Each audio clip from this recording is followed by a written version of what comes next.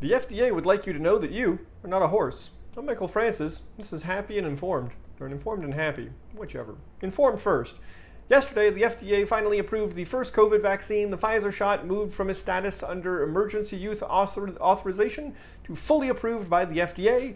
Comes at the conclusion of a 22,000 person blind trial and all the strictly regimented lab controls you'd expect from that. But how much of a difference will it make?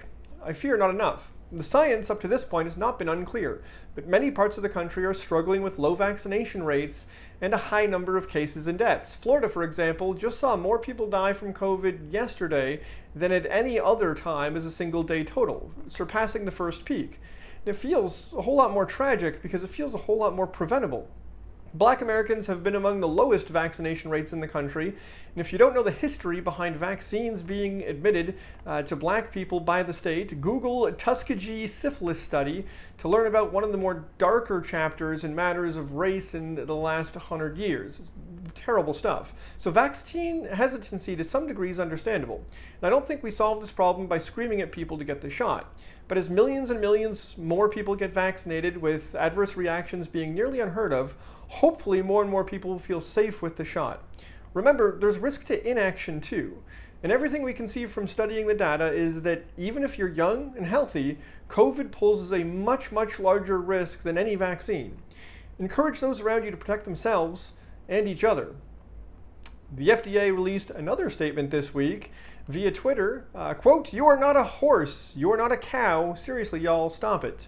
This is in response to people across Mississippi and other states using ivermectin, a drug typically used to treat parasites in horses and cows, as a COVID cure. Worth noting, out of honesty, in some forms that drug can be prescribed to humans to treat lice and other parasites, but it is not approved to treat COVID. Even so, there's been reports that farmers can't find the drug to give to their horses as it's been scooped up as an alternative treatment for COVID. Come on, America. Let's listen to doctors about doctor stuff and leave radio hosts to ponder about UFOs or lizard people. All science is not a conspiracy. But here's your happy. And how's this for a weird fact? Not a single one of your ancestors in 300,000 years of human history died before reproducing a child. Not one of them.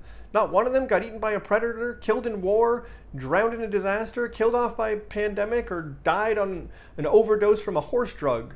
Your ancestors were all right, and it took every single one of them to survive long enough for you to make it here.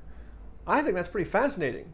My genes may not be the strongest in the bunch, but hey, good enough to get me here. Kindness wins.